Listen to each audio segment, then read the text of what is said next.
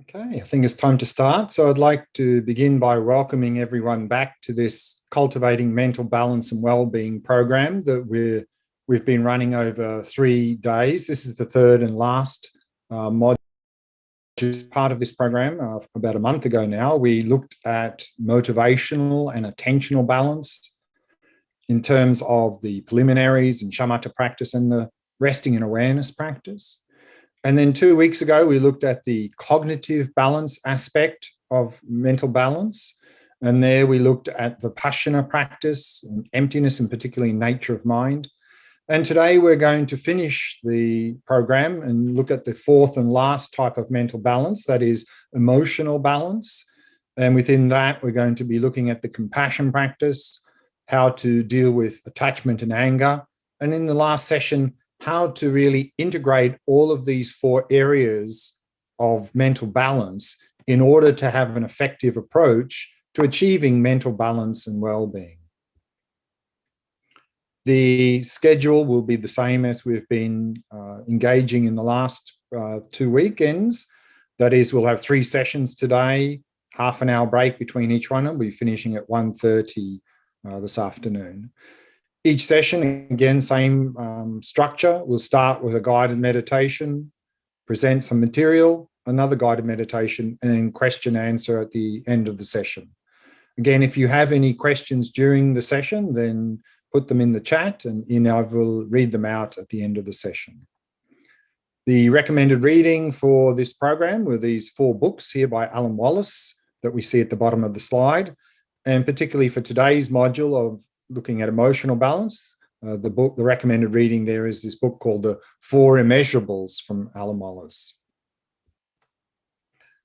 And this whole program is based on this article that you should have access to, called Mental Balance and Wellbeing, Building Bridges Between Buddhism and Western Psychology by Alan Wallace, a well-known Buddhist, and Shauna Shapira, a well-known psychologist. And it's really trying to build bridges between Buddhism and Western psychology. And in this article, they're proposing this model, 4-fold model of well-being, that there are 4 types of mental balance that we need to engage in to effectively achieve mental balance and well-being. And so that brings us to the first session today, titled Compassion Practice. What we're going to cover in this session, we'll start with a meditation. The first meditation will just be simply settling body, speech, and mind. That is to really relax the body, relax the mind, and setting a good motivation for our sessions here today. Following that, we'll go through a short review of some of the earlier points, particularly some of the points from the last module, that was in terms of cognitive balance. And then we'll introduce today's topic of emotional balance. And then within that, we'll look at how to strive for that emotional balance in terms of compassion practice. And then we'll do a meditation on cultivating loving kindness. Time for some question answer at the end of the session. So let's begin with a short meditation of just simply settling body, speech, and mind. So if you'd like to find a nice, comfortable posture, let's begin.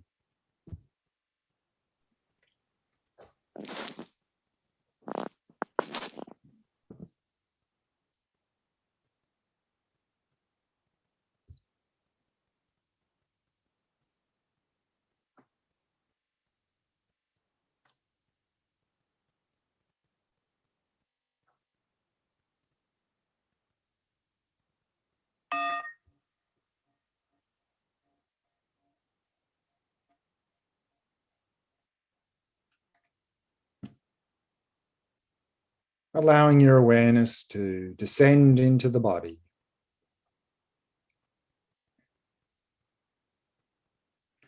And simply becoming aware of sensations throughout the body.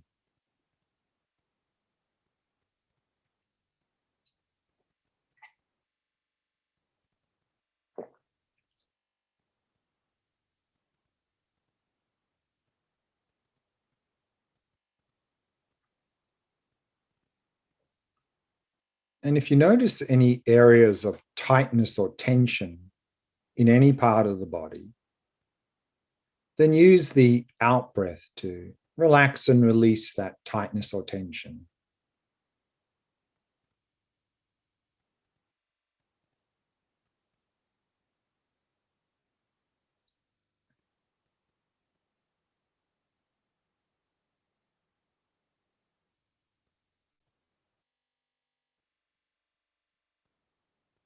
And bringing your awareness to the area of your face and softening and relaxing all the muscles in the face.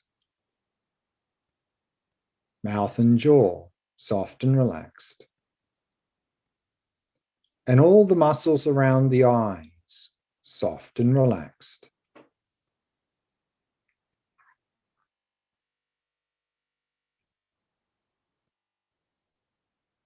And in this way, allowing the entire body to become completely relaxed, completely at ease.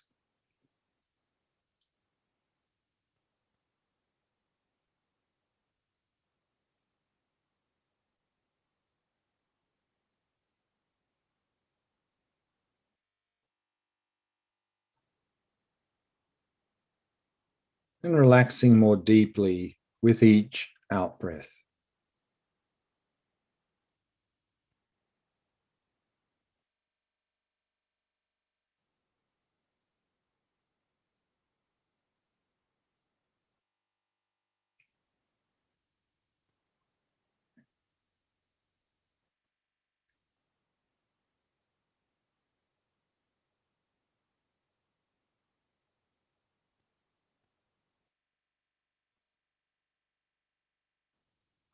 Allowing the breathing to settle into its natural rhythm.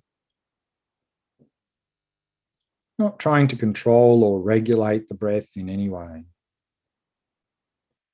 Simply allowing it to flow naturally and effortlessly.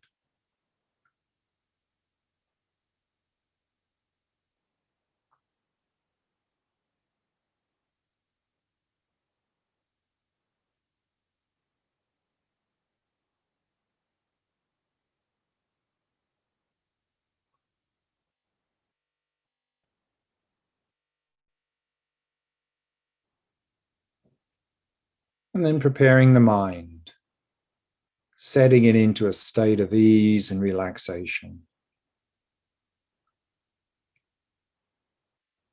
Simply letting go of all activities of the mind, releasing any thoughts that may arise, and simply allowing the mind to come to rest. To come to rest in the present moment.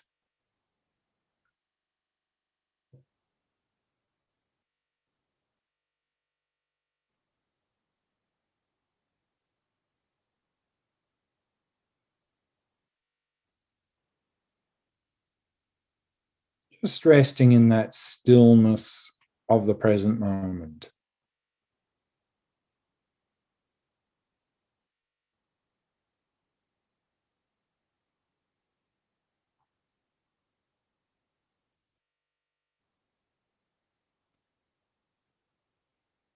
Allowing the mind to remain relaxed, still, and clear.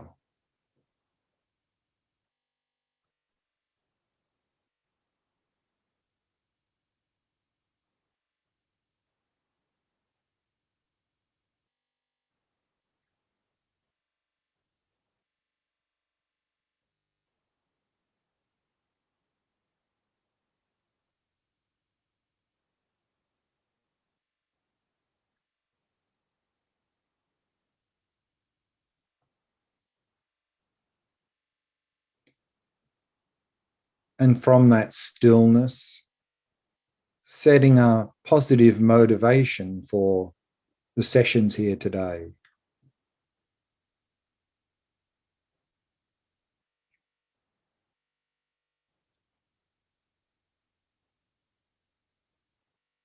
And try to make that motivation as expansive as possible.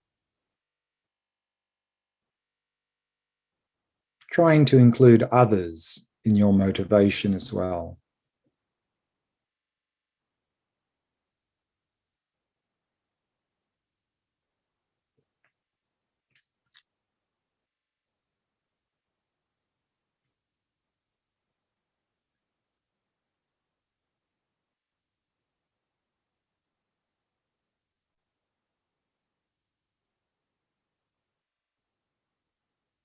And then keeping this motivation in mind, we can slowly end this meditation and begin our discussions here together today.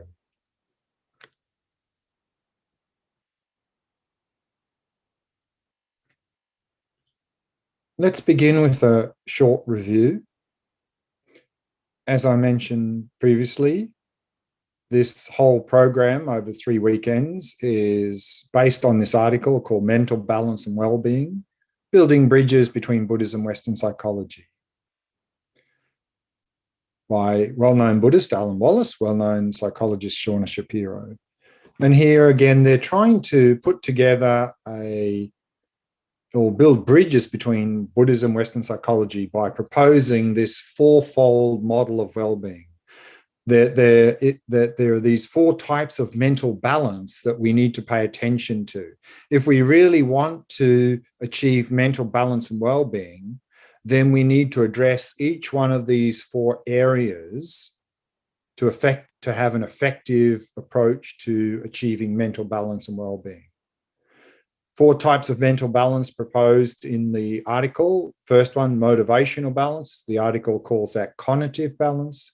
Then attentional balance, cognitive balance, and the 4th type, emotional balance, the one we're looking at today. The article uses the term here, affective balance. And in the article, it talks about the fact that we have imbalances in each one of these 4 areas, and it addresses these imbalances in terms of deficit, meaning not enough, hyperactivity, too much, or dysfunction, wrong type. So just to recap the 4, what they were. Motivational balance, the article says, results from reality-based desires and intentions that are oriented towards one's own and others' happiness. So this sets the direction for the other 3. And so here, the corresponding practices within Buddhism are the preliminary practices that really provide the foundation for the main practices. And then the second one was attentional balance, which is the ability to sustain a voluntary flow of attention with a quality of awareness that is suffused by ease, focus, and clarity. This correlates with the shamatha practice within Buddhism. So therefore, the second type of mental balance is then to develop this calm, clear, focused mind, because this is what's necessary as a foundational basis for the other 2 types of mental balance. That is the cognitive balance, which entails engaging with the world of experience without imposing assumptions or ideas on events and thereby misapprehending or distorting them. And so this was what we looked at 2 weeks ago, and this is correlating to the Vipassana practice.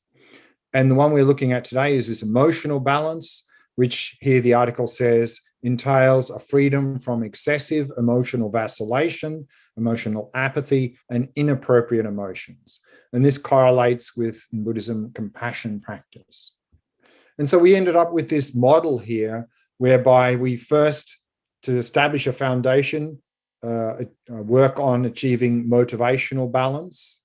On that basis, we can then effectively engage in the attentional balance training. And then on a basis of attentional balance, we can effectively engage in both cognitive and emotional balance training. So let's have a look at what we covered in the last weekend, which was the cognitive balance. And again, here, cognitive balance is about seeing the world clearly, our world of experience, seeing it clearly and accurately without distorting what we apprehend. And the 3 types of imbalance here were the deficit, meaning we don't see what's actually there. Hyperactivity is that we project a lot of things onto reality. So we fantasize, we make assumptions or so forth on top of reality. So deficit is not actually seeing what's there, and hyperactivity is projecting things on top of reality which are actually not there. And then dysfunction means simply thereby misapprehending the things we experience based on either deficit or hyperactivity. And here we saw that there are 4 main ways in which we distort reality, that we tend to see things which are changing as unchanging. We tend to see pleasure as happiness, where there's no self, a self, and we see things which are dependent as independent. And the way to overcome this imbalance is to apply mindfulness that we've cultivated in attentional balance training. We apply mindfulness and we investigate reality and see what is the reality there in front of us. And so this in Buddhism is Vipassana practice. And so we saw there at the foundation level within the Theravada Buddhist traditions, there are what's called the 4 applications of mindfulness. We are applying that mindfulness from attentional balance training, and we're investigating 4 things: our body, feelings, our mind, and then phenomena in general. And we are coming to 3 insights. We're coming to see that everything we experience is impermanent, changing moment by moment. And if we can do that, then we will reduce a lot of attachment, because if we can see things as changing moment by moment, there's nothing for attachment to grab hold of. And then we also apply mindfulness to those 4 things to come to an insight into suffering. That is, what is the human condition? What is the situation we find ourselves in? And in particular, what is suffering? What is happiness? And what is the cause of suffering? What is the cause of happiness? And therefore develop a wish to be free of this unsatisfactory situation we find ourselves, which is renunciation. This is a wish to be liberated from suffering. And then again, we apply mindfulness, those 4 things, to come to see there is no autonomous self to be found anywhere here within the body, mind, or anywhere else. And if we can realize there's no such autonomous self, we can achieve liberation from suffering, because this grasping to self is the root of all of our mental afflictions and suffering. But then we saw in the Mahayana Buddhist traditions, we go one step further. We apply mindfulness to come to a deeper insight, this deeper insight into emptiness, which enables us to go on to achieve full awakening, which is called enlightenment. So just to briefly summarize this insight into emptiness, if we apply mindfulness, we investigate closely, we'll come to see that things are not existing independently as they seem to be, but rather they're existing dependently. So emptiness here is this insight that nothing exists independently, i.e. everything's empty of inherent existence. We'll come to see, to realize everything exists dependently, that everything exists depending on causes and conditions, everything exists depending on its parts, and in the most subtle way, everything exists depending on labeling, imputation, designation, and conception. And here we saw, remember, that labeling is much more than simply naming that there's an object there, we're calling it a certain thing. That labeling is actually the whole process of creating meaningful objects, because we just receive a mass of sense data, and we have to make sense or meaning out of all of this to function. So we draw lines around collections of data, we create meaningful objects, and we give a name. And how we do that is not fixed, it's completely arbitrary.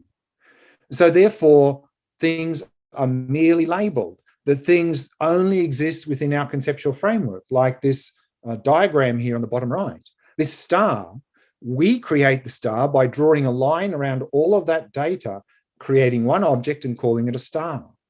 Therefore, there is no star to be found there in the basis, because the only star that exists is the one that we've created in our conceptual mind. This is what labeling means. Now, the problem is we don't realize we're creating this world of experience in this way, because the world already seems to be made up of many separate, discrete things already there objectively. So we turn these lines that we draw into hard boundaries. And why is it a problem to see the world is already divided up into many separate, discrete things? This is the source of all of our mental afflictions and suffering. Because if the world seems to exist there objectively, When we experience something pleasant, it seems like that's the source of our happiness. So we end up with attachment to the pleasant things. And when we see something unpleasant, it seems like that's really the source of my suffering. We end up with aversion to unpleasant things. And then all other mental afflictions come out of those two. And then that's driving our behavior and resulting in a lot of suffering. Now, the first line that we tend to draw in any experience, we draw a line around here. We create the experiencer because there's single experience. And within that, there's experiencer and experienced. We create the line. We create me. We create the world. Good. But the problem is we don't realize we're doing that. We think that there's already an independent me here, independent of what we experienced. And so we're grasping onto this independent me, which means we are out of sync with the interdependent nature of reality. We're fighting against reality, and thereby have mental afflictions and suffering.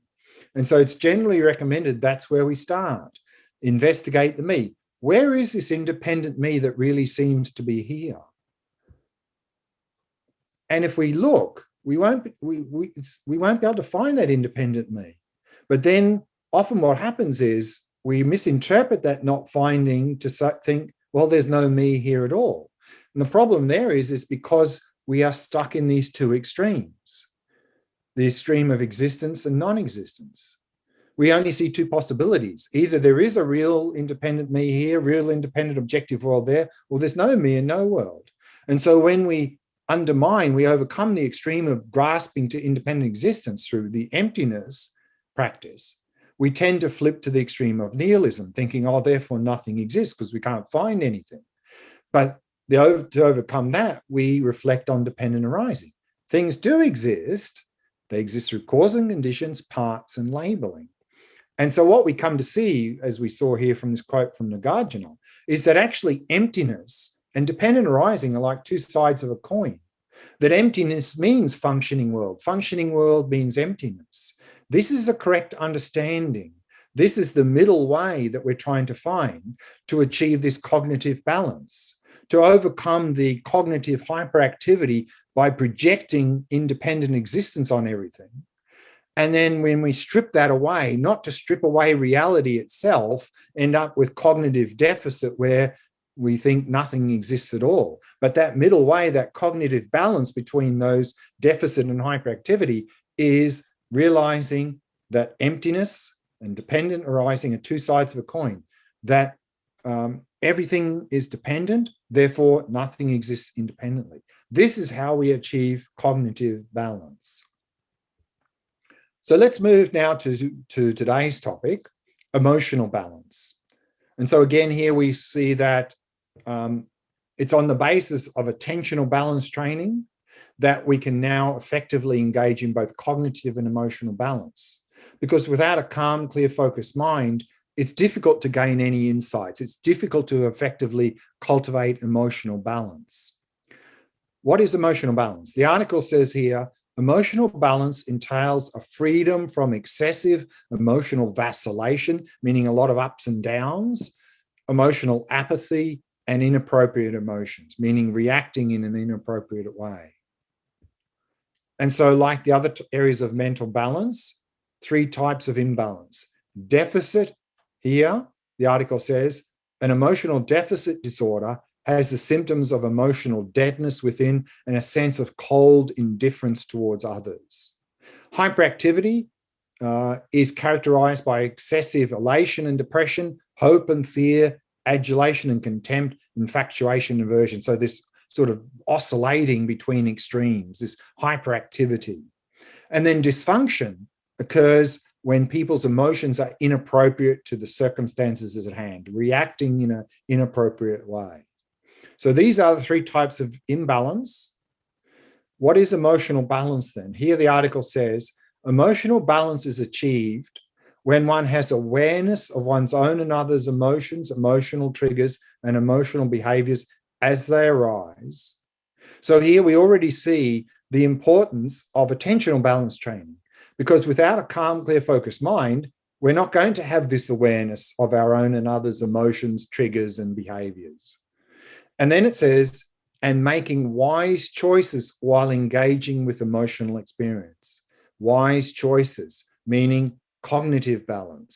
So therefore, if we really want to achieve emotional balance, essential as part of that is attentional balance and cognitive balance. And we'll look at that more in the last session today.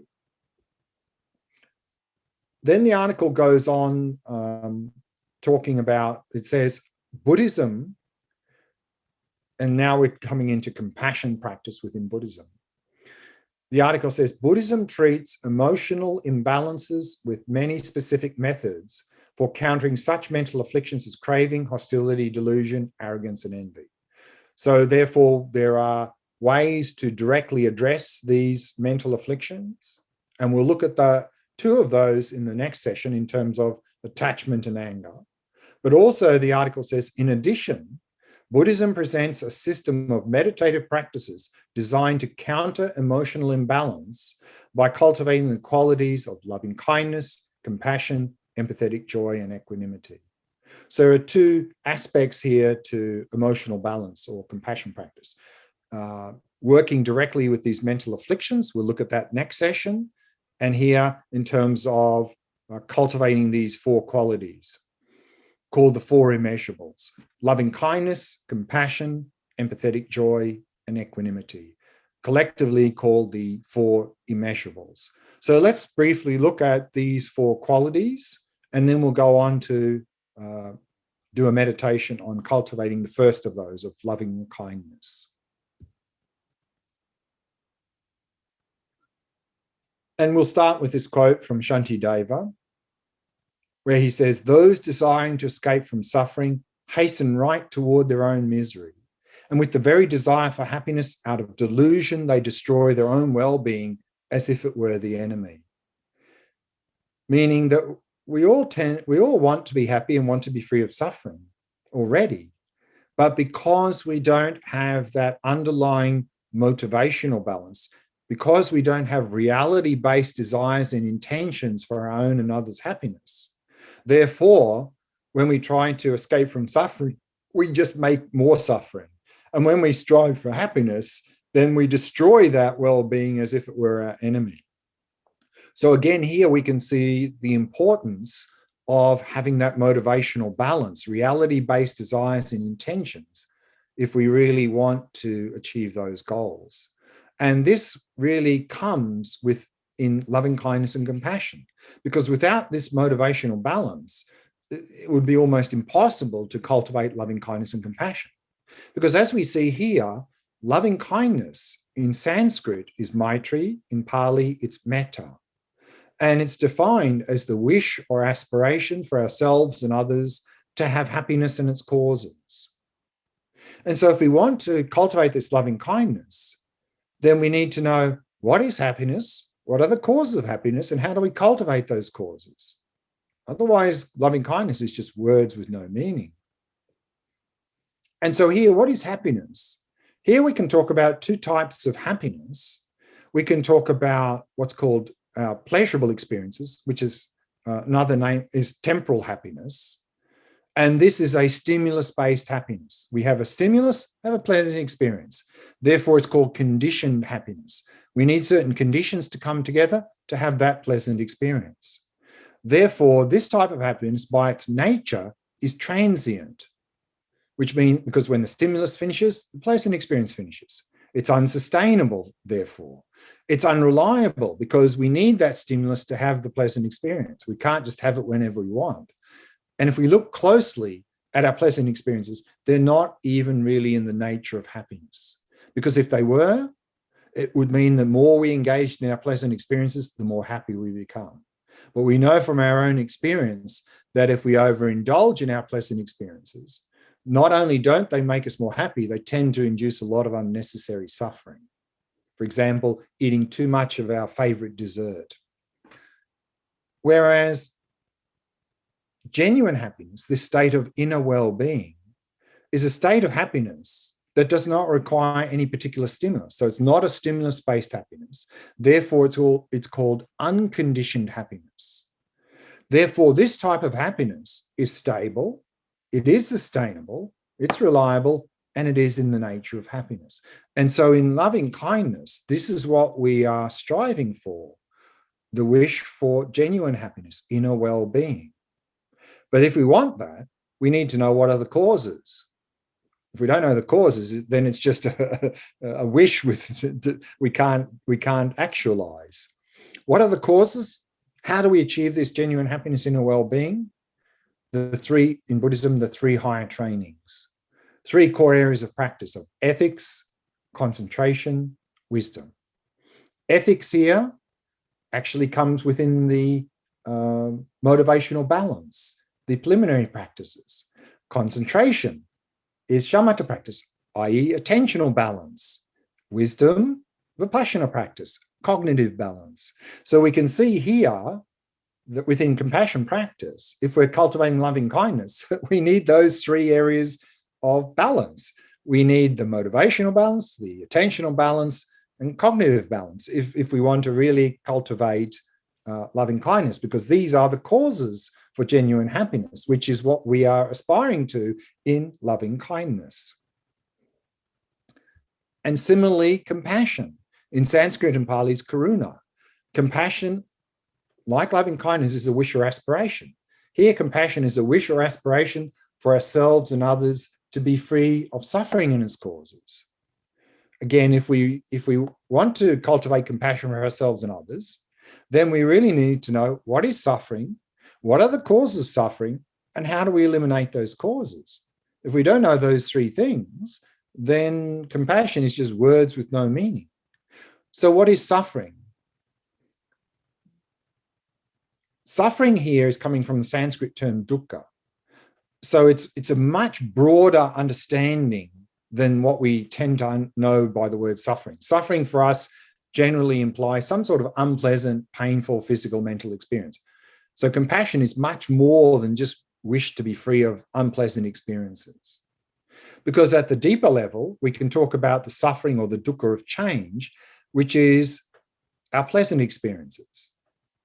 And here we saw in terms of cognitive balance, we normally identify that as happiness, and we end up with craving and attachment, and we just end up with a lot of suffering. So at a little bit deeper level, compassion is also really about wishing to overcome craving and attachment for pleasant experiences, which just bring us suffering. But at the deepest level, we can talk about all-pervasive dukkha or suffering. And that is simply at the deepest level, the potential for suffering to arise, that the human condition is such that no matter where we are, no matter what we're doing, there's always a potential for suffering to arise in our life. And the reason for that is that our mind is contaminated by the mental afflictions. As long as we have craving, attachment, anger, jealousy, fear, anxiety, and so forth in our mind, there's always a potential for suffering to arise in our life. So this is the deepest level of compassion. This is the deepest wish, the wish to be even free of the potential for suffering. In other words, the wish to be free of the mental afflictions. And so this is really the underlying cause of suffering, are these mental afflictions. The three main ones are called the three poisons. They poison our mind. Ignorance here is this distorted view of reality that we looked at in cognitive balance training. And out of that comes attachment to pleasant things, aversion to unpleasant things, and the whole mess starts from there. And so these are what is driving our behavior, resulting in all of our suffering. But we saw in the cognitive balance training that we can overcome this cognitive imbalance. We can overcome our distorted view of reality through gaining these insights, particularly this insight into emptiness. And so here, then, if we really want to cultivate compassion for ourselves and others, then we need to know these. What is suffering? What are the causes of suffering? And how do we overcome those causes? Then we can really effectively cultivate compassion for ourselves and others. So again, here we can see the importance of the cognitive balance training, that this is really helping us to cultivate this wish or aspiration for ourselves and others to be free of suffering. And then the last two of the four immeasurables, the next one is the empathetic joy. Empathetic joy in Sanskrit and Pali is mudita. And here, empathetic joy is a wish or aspiration for ourselves and others never to be separated from happiness. In other words, it's a focusing on the positive aspects of ourselves and others. It's a rejoicing in our own and others' joys and virtue. And this is something extremely important, particularly in our modern world, because in our modern world, we tend to have this obsessive focus on the negative with respect to ourselves and others. And so we end up with a completely distorted and biased view of ourselves and others. And so therefore, to really help balance that, to have a balanced view of ourselves and others, we also need to focus on the positive aspects of ourselves and others. And this is what the empathetic joy here can really do for us, is really have a balanced view. And really by focusing on the positives as well, can really help us to overcome a lot of despair and jealousy and so forth that comes from focusing in an incorrect way. And then lastly, we have this equanimity. Equanimity in Sanskrit is upeksha, in Pali upeka. And equanimity is a wish or aspiration for ourselves and others to abide in this equanimity. And this equanimity is a freedom from attachment to friends, aversion to difficult people, and apathy and indifference to strangers. So it's really a freedom from a completely biased, partial attitude. So equanimity is an impartial, unbiased attitude towards others. Now we tend to be very partial and biased. And we tend to categorize people into three groups, simply from the perspective of how they seem to be affecting us. Those people around us who seem to be supporting me in my happiness, we tend to label friends. Those people around us who don't seem to affect us in any way, we tend to label strangers. And those people around us who seem to interfere with me and my happiness and maybe seem to even cause me suffering, we tend to label the so-called enemy. And then we end up with attachment to friends because they seem to be the source of our happiness. We end up with apathy and indifference to strangers because I couldn't care less what happens to them because they're not affecting me in any way. And we end up with a lot of aversion, hostility, anger, hatred to difficult people because they seem to be causing me suffering. And we can overcome this, or begin to overcome this, and cultivate equanimity by realizing that we're all equal in wanting to be happy, wanting to be free of suffering. We're all stuck in the same situation, and thereby develop a sense of closeness to everyone. And it's this equanimity that enables us to cultivate the other three qualities to immeasurable living beings, meaning to all living beings, to cultivate loving kindness and compassion and empathetic joy to all living beings. And so this is equanimity. And so these are what's called the four immeasurables.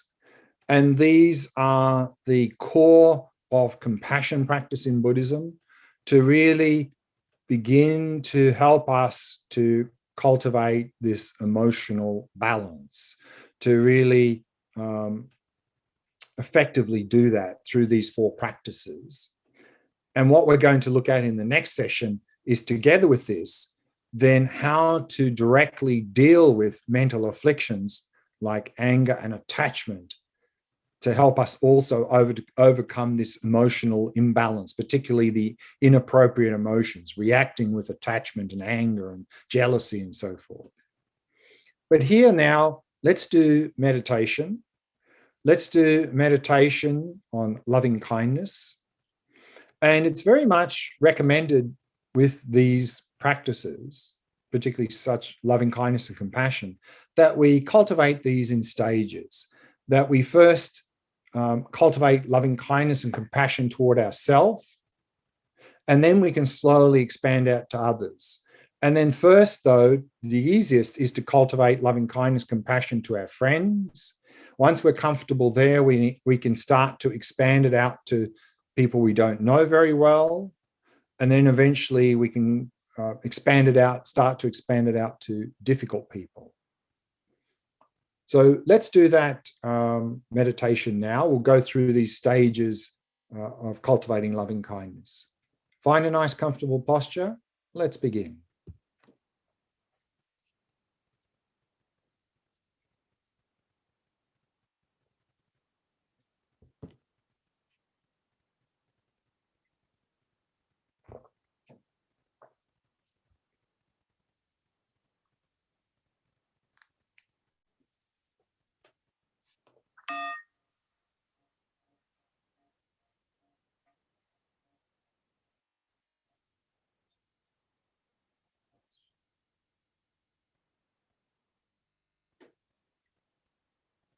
As an act of loving kindness for yourself, allow your awareness to descend into the body and simply become aware of sensations throughout the body.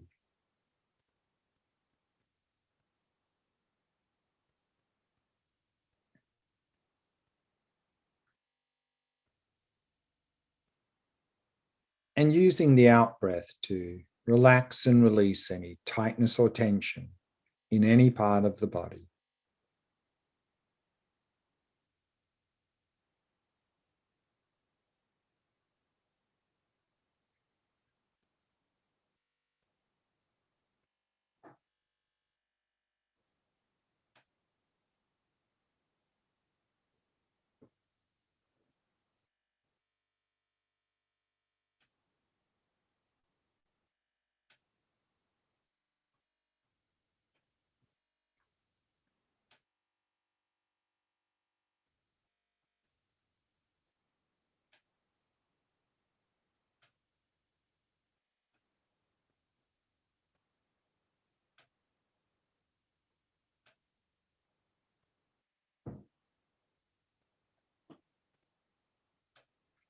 And relaxing more deeply with each out-breath.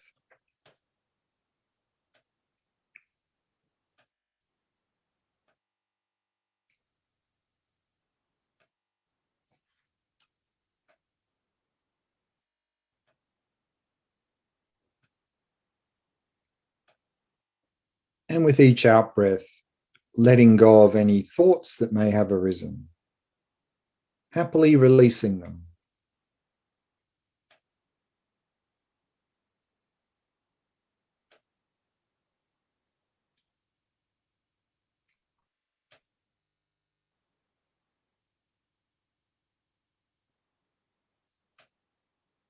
And simply allowing the mind to come to rest.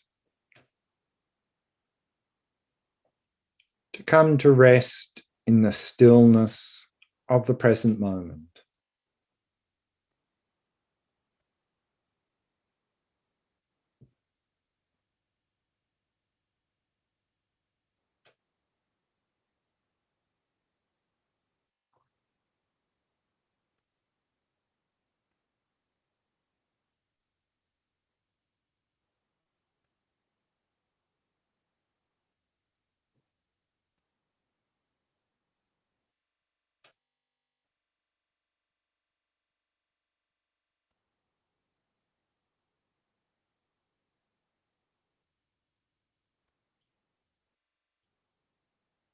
Loving kindness is the wish or aspiration for ourselves and others to have happiness in its causes. And we can begin by cultivating loving kindness for ourselves and then expanding out to others. Now, no matter how much mental afflictions are in our mind, that is, no matter how much craving and attachment, anger and jealousy, fear and anxiety, and so forth are in our mind, these mental afflictions are not part of the nature of our mind. They're merely like dirt covering the surface of our mind. And beneath these mental afflictions is the natural purity of our mind. So imagine this inner purity of your mind in the form of a small, white, radiant sphere of light in the center of your chest at the level of your heart.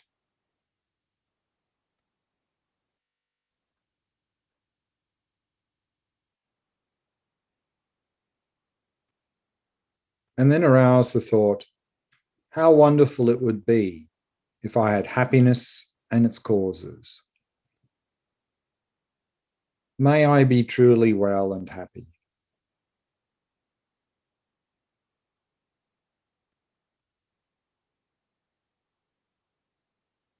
And then with each out-breath, imagine rays of light radiating out from the sphere of light at your heart and filling your entire body and mind and transforming into everything you need to be happy. So with each out-breath, breathe out the light of loving kindness, sending to yourself whatever you need to be happy, both in the short term and the long term.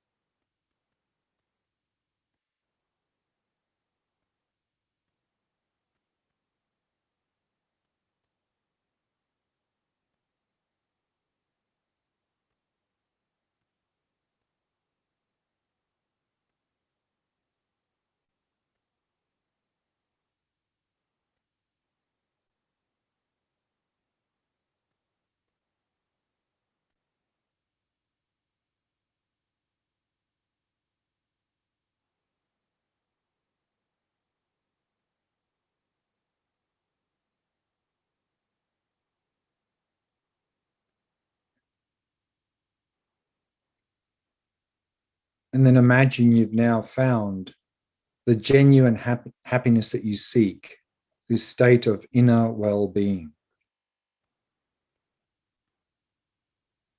And simply rest in that state of inner well-being, that inner purity of mind.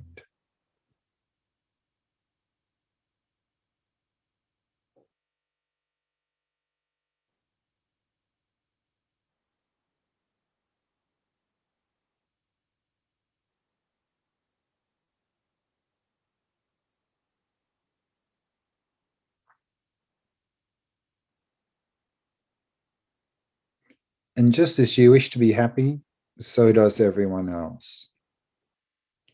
And so next bring to mind someone close to you, a loved one.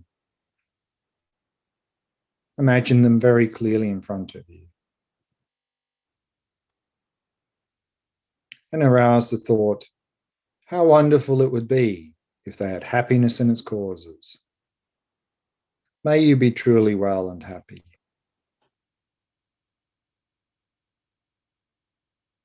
And with each out-breath, imagine rays of light radiating out from your heart, filling their entire body and mind, and transforming into everything they need to be happy. So with each out-breath, breathe out the light of loving kindness, sending to them whatever they need to be happy in the short term and the long term.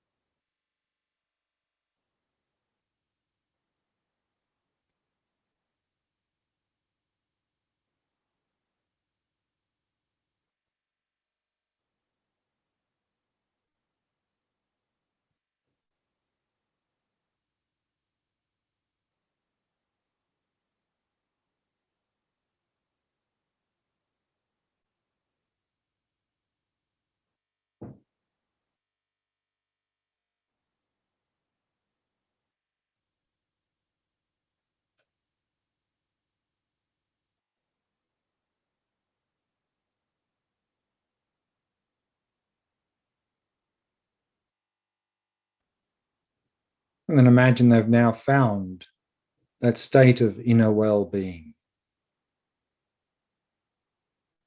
And take delight in this.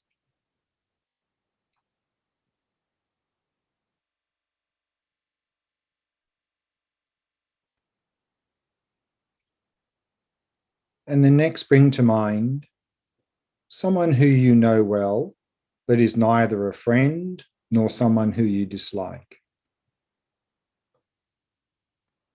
And imagine them very clearly in front of you.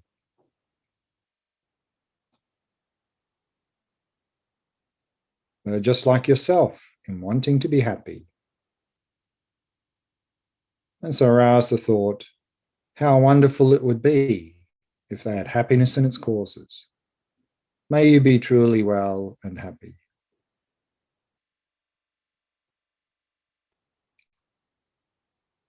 And then with each out-breath, breathe out the light of loving kindness, sending to them whatever they need to be happy.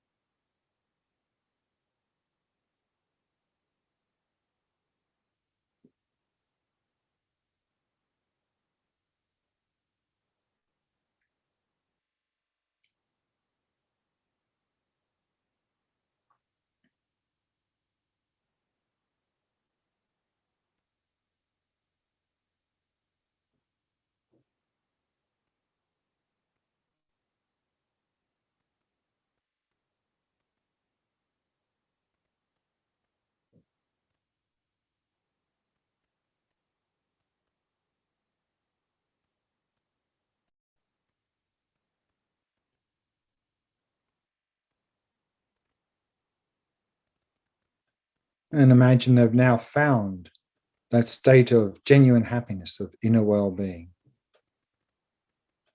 And take joy in this.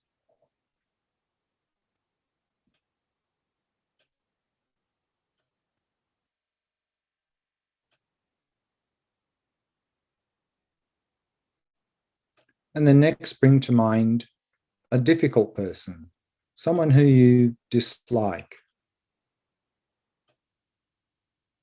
And again, imagine them very clearly in front of you.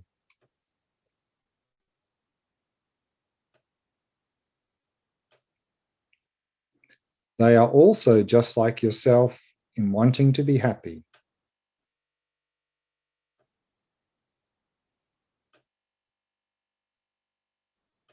And so arouse the thought, how wonderful it would be if they had happiness in its causes. May you be truly well and happy.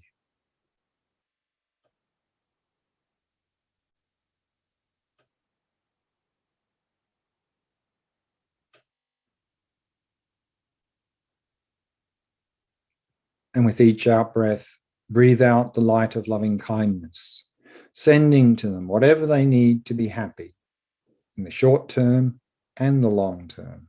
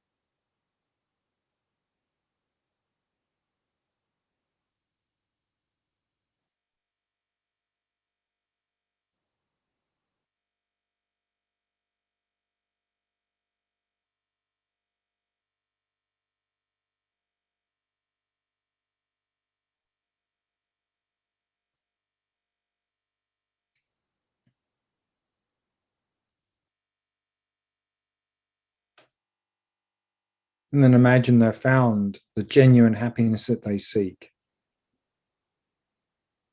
And take joy in this.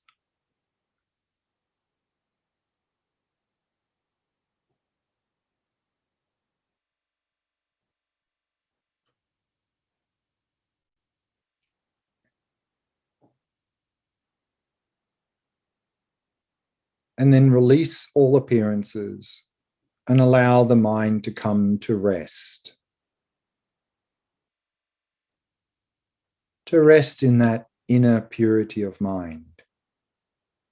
To rest in that inner state of inner well-being.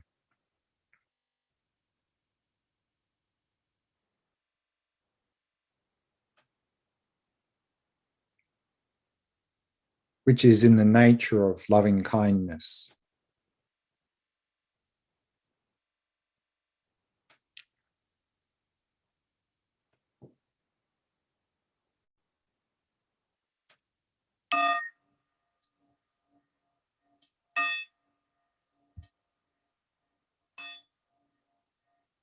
And we can bring the meditation to a close.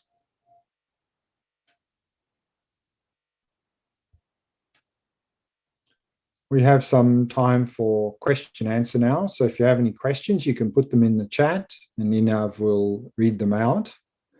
But actually whilst you're thinking about questions, I've got one more thing I'd like to add to this presentation.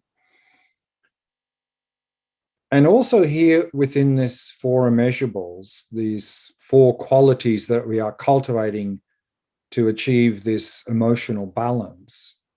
Also here, it's very helpful to have an integrated approach, to practice all of these 4 areas within compassion practice, within emotional balance. Because each one of these 4 qualities has what's called a near enemy. It's something that can corrupt the quality and cause it to degenerate.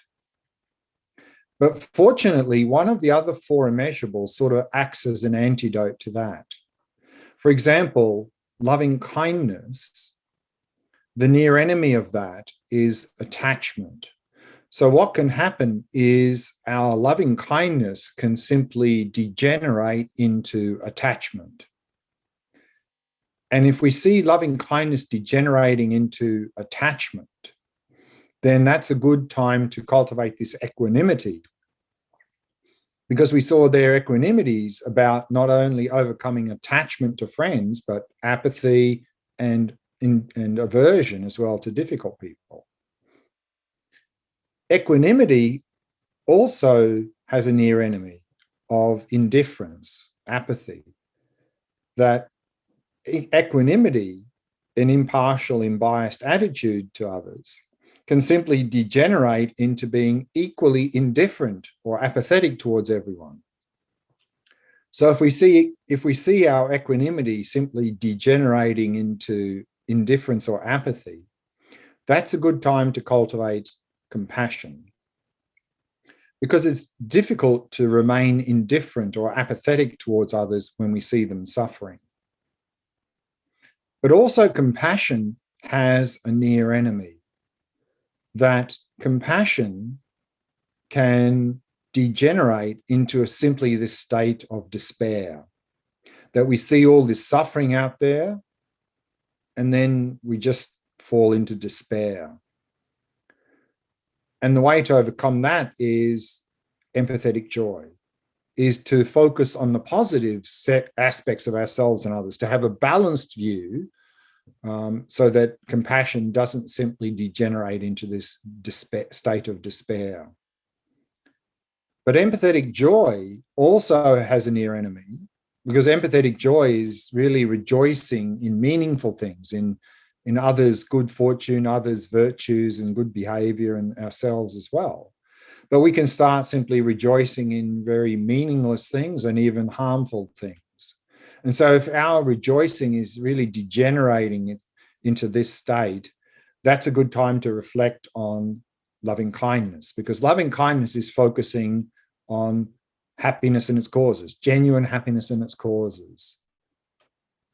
And so therefore what we can see is if we practice all of these 4 immeasurables, we can really avoid any one of those 4 degenerating into the near enemy. So therefore, again, it's very helpful to cover all the 4 bases here within the emotional balance, the compassion training, to really cultivate each one of these 4 areas that would be most effective in achieving this emotional balance. And in addition to that, we'll look at in the next session, as I mentioned, how to directly overcome mental afflictions. In particular, next session, we'll look at how to overcome anger how to deal with anger, and how to deal with attachment. So do we have any questions yet? Anyone ask any questions?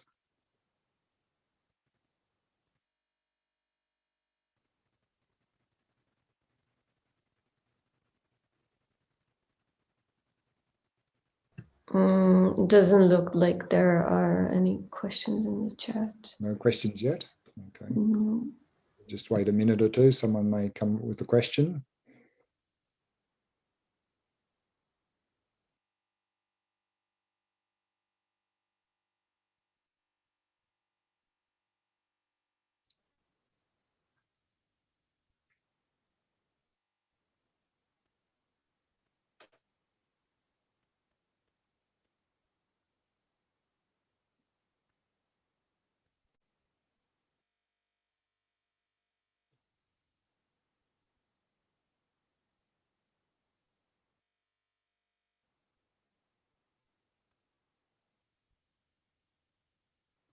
Okay, then while we're waiting, maybe just to add a little bit more.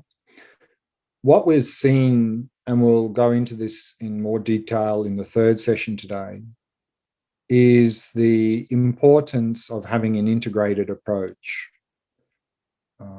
That the article mentions that there are these 4 types of mental balance, that if we really want to strive for mental balance and well-being, then we need to focus on each one of these 4 areas. If we leave out any one of these 4 areas of mental balance, then it's going to be extremely difficult to cultivate, to find that state of mental balance and well-being, because each one of these 4 covers a certain aspect, and in each one of these 4 areas we have imbalances. And if we don't address those imbalances, then those imbalances in each one of those 4 areas will have a very detrimental effect, not only on that area of mental balance, but also will have a negative impact on the other 3 types of mental balance. That imbalance in that particular area will really create problems in terms of trying to achieve mental balance in any one of those other 3 areas of mental balance. So it's very important to cover all 4 bases in our practice. And we see something very similar in Buddhism, is that we need all 4 areas here. We need first the preliminary practices, because the preliminary practices really provide an effective foundation. They give us the direction for our practice. And then on that basis, then we can really effectively engage in the shamatha practice to cultivate a calm, clear, focused mind. And then on the basis of that, then we can engage in the 2 main wings of practice, of wisdom and compassion, or vipassana and compassion. And what we're going to see in the third session is that, as also in Buddhism, if we leave out any one of these 4 areas of practice, the preliminary practices, shamatha practice, compassion practice, or vipassana practice, if we leave out any one of those 4, then we're going to find it very difficult to move along the spiritual path, to find that liberation from suffering, to find that genuine happiness that is the goal of the Buddhist spiritual path. So again, here in the Buddhist context, similarly, we need to make sure that we've got an integrated approach to practice, and we're covering each one of those 4 areas of practice. And if we do, then each one of those 4 areas will support and enhance the other 3, and then we'll have really a much more effective approach in terms of spiritual practice, and we'll be able to more effectively progress along the spiritual path to liberation from suffering. So any questions yet, or everyone knows everything there is to know about compassion practice and emotional balance?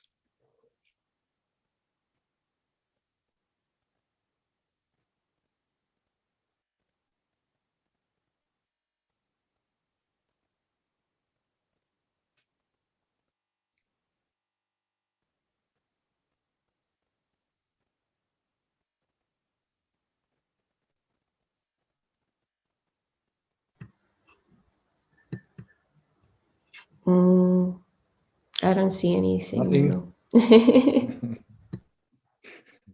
Not so many questions today. Okay, there's one question. Mm-hmm. How do we deal with self-judgment? Self-judgment, yeah. We're going to actually begin to address that in next session, at the end of the next session, but in particular at the beginning of the third session today, we're going to look at, very closely related to that, is how to overcome low self-esteem, self-hatred, which is all about being self-critical, self-judging. But we'll already talk a little bit about that at the end of the next session, and we'll continue in the third session. So we'll leave it till then.